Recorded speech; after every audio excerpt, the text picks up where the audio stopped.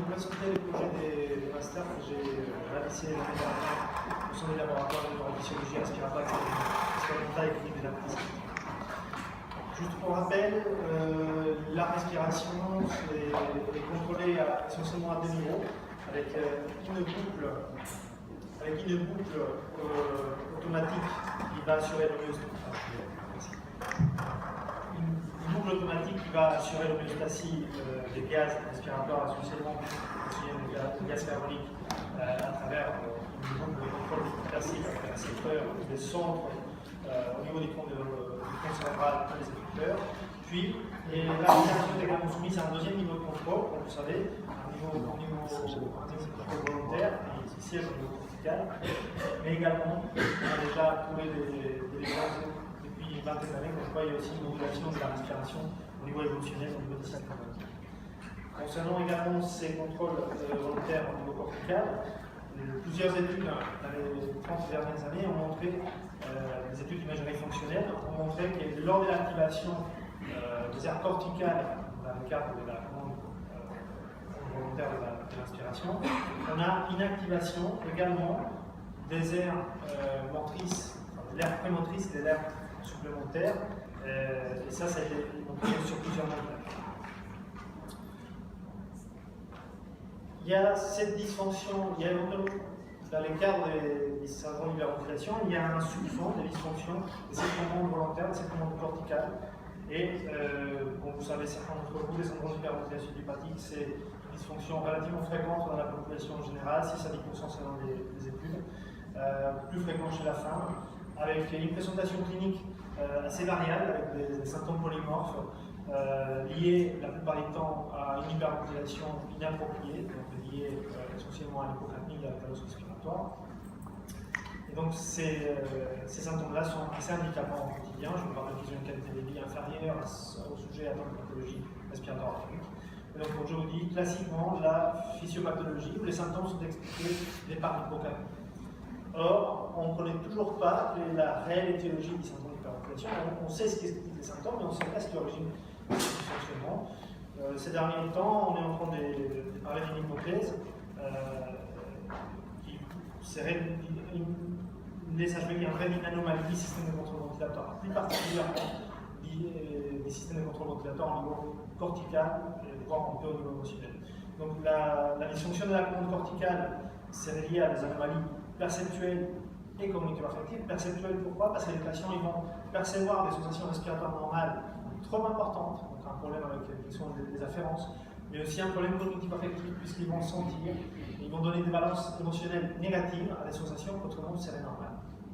Donc, tout ça, c'est lié à ce qu'on appelle une diminution du filtrage, du gating sensitif respiratoire. C'est quoi le filtrage? En temps normal, vos récepteurs captent énormément d'informations, mais les filtres au niveau cortical, au niveau cérébral, vont faire que vous allez finalement retenir quel est l'essentiel des informations.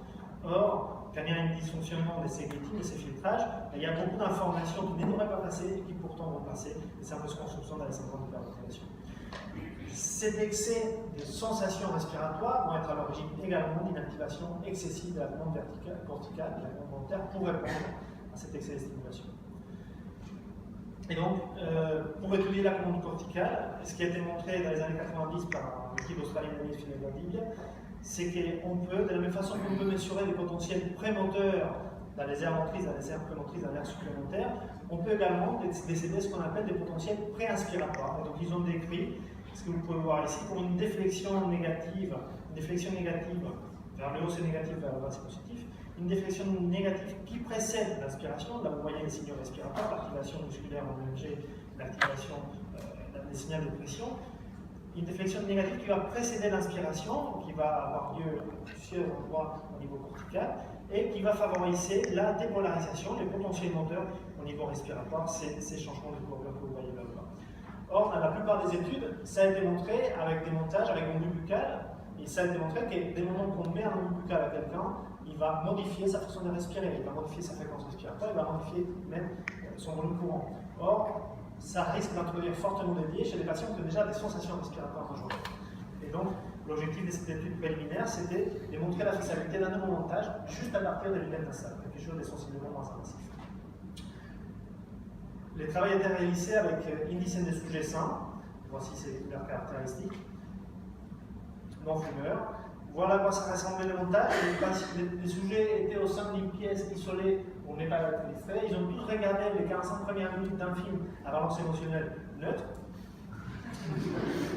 tout en ayant un casque BLG avec 32 électrodes pour capter tous les signaux qu'on cherchait. Également, ils en avaient des lunettes nasales qui permettaient de rapatrier évidemment un signal analysé dans un camographe pour avoir la pression, la concentration des gaz carboniques des fins d'expiration qui étaient rapatriés vers un logiciel d'analyse, mais également on avait doublé le signal pour avoir la courbe de pression de façon à pouvoir marquer les débuts de l'inspiration de façon précise sur les logiciels d'enregistrement, mais aussi sur les logiciels d'enregistrement d'électroencéphalographie.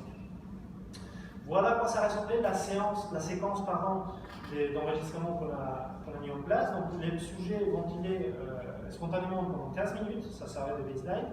Puis on leur demandait de faire une hyperventilation qui durait 2 à 3 minutes selon tolérance, suivie d'une récupération de 10 à 20 minutes. Le but de l'hyperventilation, c'était d'éliminer au moins la BTCO2 au moins à 50% de la capille des bases. Puis la récupération avait lieu pendant au moins 10 minutes. Si jamais ce n'était pas récupéré à 10 minutes de la capille des bases, on allait jusqu'à 20 minutes. La séquence se finissait avec 2 fois 4 minutes des sniffs, des reniflements, des inspirations soudaines à travers le nez, puisque c'est ce qu'on dénomine le contrôle positif, c'est-à-dire que normalement, si vous inspirez en reniflant, vous êtes censé avoir une activité prémotrice au niveau du cerveau. La durée de la séquence répondait au besoin d'avoir suffisamment de cycles à moyenner pour avoir des signaux suffisamment intenses. Autrement, on n'arrive pas à les montrer si on n'a pas assez de cycles. Concernant les résultats, vous voyez un petit peu, là c'est juste l'exemple d'un sujet pour que vous voyez lors de chaque séquence, donc baseline, récupération et reniflement, la morphologie de la courbe de pression est différente. Vous voyez que surtout, même si on moyenne plus de cycles, par exemple, ça c'était sur C4, c'est un des points du cortex prémoteur à droite, dans l'hémisphère droit. Quand on regarde les moyennes, on voit qu'elles sont différentes ça c'est juste un exemple, sur les 3 phases d'enregistrement et particulièrement au niveau du sniff, c'est-à-dire le contrôle positif, on voit la déflexion négative, certes pas accompagnée d'un potentiel moteur très important, mais quand on additionne les différents cycles, on retrouve cette déflexion négative caractéristique du potentiel inspiratoire. Pour avoir véritablement les poids de ce qu'on a cherché, pour valider et les contrôles négatifs, c'est-à-dire l'absence des PPI en ventilation spontanée, et les contrôles positifs, c'est-à-dire la présence des PPI lors des reniflements, on a tout rassemblé, c'est-à-dire qu'on a fait une espèce de mapping à travers les résultats des EEG. Et donc, là, ce que vous voyez en bas, c'est au ralenti, et ce qui va se passer avant une inspiration. Le début de l'inspiration active, le début de l'inspiration va avoir lieu ici. Et donc, si on regarde les deux plans EEG, normalement, c'est à la moitié supérieure du cercle que vous êtes censé retrouver une certaine activité. Si vous regardez ce qui se passe à droite, normalement, quand l'inspiration va approcher, je vous rappelle, c'est au ralenti. Une seconde avant, vous voyez qu'il n'y a pas véritablement de changement de couleur, il n'y a pas véritablement de changement d'activité électrique, de changement de polarité.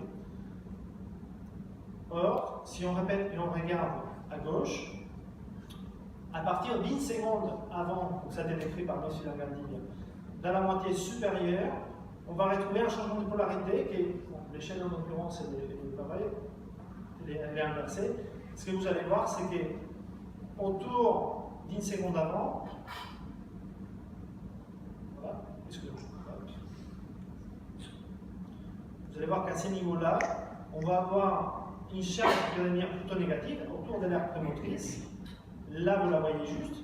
Et dès le moment qu'il y a l'inspiration, on a le potentiel moteur très positif, en bleu, qui montre que lors des sniffs, en tout cas, il y a des potentiels inspiratoires. Et ça, c'est la moyenne de 9 sujets. 9 sujets parce que sur un sujet, on n'a pas pu, il y avait trop d'artefacts, on n'a pas pu évaluer l'enregistrement. Juste pour avancer, je vais vous montrer un petit peu le profil des récupérations qui a été assez semblable chez tous les sujets. Et ce qui a été assez intéressant lors du profil des récupérations, c'est que chez certains sujets, on a retrouvé des pauses d'apnée pouvant aller jusqu'à 20 secondes parfois, pas chez tous les sujets, mais suivant une facilitation post-hyperventilation active qui a été déjà décrite dans la littérature. Chez certains sujets, comme celui-là, vous voyez qu'il y a des pauses d'apnée. On s'est un peu penché sur l'analyse de ces données-là. On a établi un index d'apnée juste pendant la période d'hypocapnie, et on a trouvé que 3 sujets, on a fait un cut-off référence, on a trouvé que chez 3 sujets sur 9, on pouvait retrouver un index d'apnée trop important, mais qui n'était pas nécessairement lié à la présence des protocytes respiratoires. Donc, la discussion, globalement, on a validé chez la moyenne de nos sujets la présence des protocytes respiratoires lors des SNIS, c'est-à-dire le positif, à partir d'une pression nasale, c'est-à-dire quelque chose de très peu invasif pour éventuellement le mettre en place chez des sujets attendus par ventilation. On a retrouvé des protocytes respiratoires en hypocapnie chez 6 sujets sur 9, mais la morphologie est très variable et on n'a sûrement pas assez des cycles moyennés pour que ça se voit de façon claire sur les graphiques. Puis la facilitation post-hyperventilation active qui est décrite dans la littérature a été observée chez tous nos sujets, mais on a observé 2 profils de récupération très variables qui devraient être étudiés pour la suite. Juste pour conclure, donc, les phases d'hyperventilation et récupération devraient être répétées de façon à avoir plus de cycles moyennés pour avoir des résultats plus concluants. La suite des projets, c'est le fait d'inclure des sujets atteints des situations d'hyperventilation hépatique pour valider également, pour étudier ces montages chez eux. Puis la suite, ce sera également l'étude des potentiels respiratoires pour permettre d'étudier ces filtrages qui est potentiellement défaillants chez les patients atteints des CHP. Je vous remercie pour votre attention et